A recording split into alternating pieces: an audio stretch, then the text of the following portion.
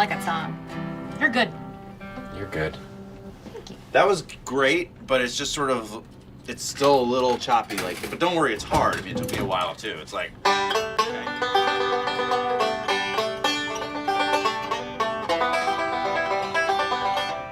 Wow. What? Oh my God, you heard that? I'm so embarrassed. Welcome back.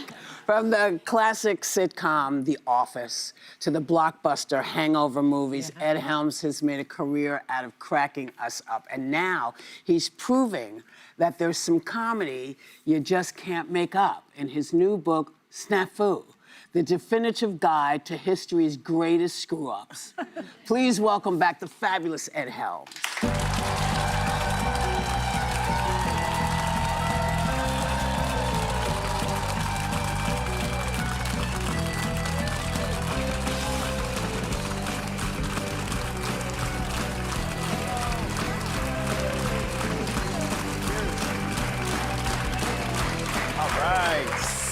So, it's you. Yeah. You love that song as much as everyone else does. Yeah, of course. Obviously, that's the Office theme song, and this year marks the 20th anniversary, oh my gosh, of the American version of the show. And I heard you're still on a text chain, so we need to know some things. Who texts the most, and what's the most random thing you've read on these texts? It's totally private, and I'm not allowed to talk about it. What I hear there is that it's you, Ed. It's me posting really inappropriate stuff all the time. No, it actually, it's kind of a beautiful thing, right? Yeah. The show ended a bunch of years ago, but we all have this incredible shared experience, and every once in a while, someone will just send like pictures of their kids or just kind of a message of support. Somebody's going through something, and it's really quite lovely. Occasionally, of course, Creed will post crazy pictures of himself, which is naked shot. We need not that from naked, Creed. but Yeah, we right. can. But there is a spin-off of The Office called The Paper in production, and so far only Oscar Nunez is reprising his role. Any intel on that, and any chance Andy Bernard will make an appearance? I have zero intel on that, I'm sorry to say. I also don't know yet if Andy will be making an appearance. I haven't heard, no one's called. I hope, maybe. Okay. That would be awesome. I'm just gonna float that energy out there right now because Put it into the universe. yeah, Greg Daniels is making this show. It's gonna be great. Yeah. It's gonna be incredible. Well, Ed, you're a multi-talented guy because in addition to being an author, a television star, you also play the banjo in real life, as we That's saw in very the clip. deliverance, by the way. Yeah. Okay, but on a nicer note, you actually joined Mumford Sons on stage in Hollywood to a sold-out show. How did that come about, and what was that like? Yeah, oh my gosh. That was such a pinch Amazing. pinch me moment. So good live. Yeah, it was incredible. So a bunch of years ago, we did a music video for them. Jason Bateman and Jason Sudeikis and Will Forte and I basically pretended to be the band, and we did a music video. Yeah, there it is. And that was a blast. That's deliverance. That's me on the accordion there. But that was just an incredible experience. We got to know the band, and of course, I am a real banjo player, for better or worse. And How does someone take up the banjo? That's a hard thing to. It's a great question. Those of us who are drawn to the banjo are cursed in some way. But I've just always loved it as a kid. It's like such a Special instrument. It's a yeah. fun It's an It's American. always It's exciting. very American. Yeah. It's hard not to be happy listening to banjo music. Yeah. Or I suppose it could also drive you insane. But I like it. No, I think it's a beautiful instrument. Well, let's talk about your new book, SNAFU. And it's inspired by your podcast of the same name. And it gives us this really funny decade-by-decade account of the biggest screw-ups, basically, in American history. I mean, we're experiencing some of those now. But some of them are really hard to believe, including, I was shocked by this, a plan that was hatched in the 50s to detonate a nuclear bomb on the moon. Like, who came up with that idea? What an idea. The government. Yeah. Yeah, let's So- blow up the moon. And that was after Hiroshima also, Yeah. so they knew. Oh, yeah. Well, the whole point was the Cold War was heating up or chilling down, but however you look at it. And America wanted to flex nuclear muscle.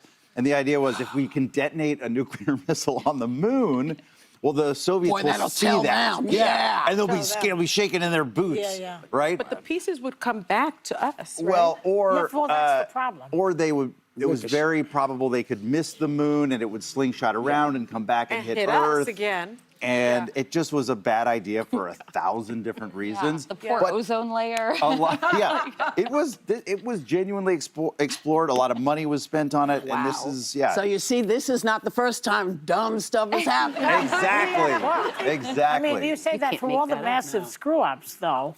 You know, the current administration is going to be seen like what? Because you say that they didn't happen.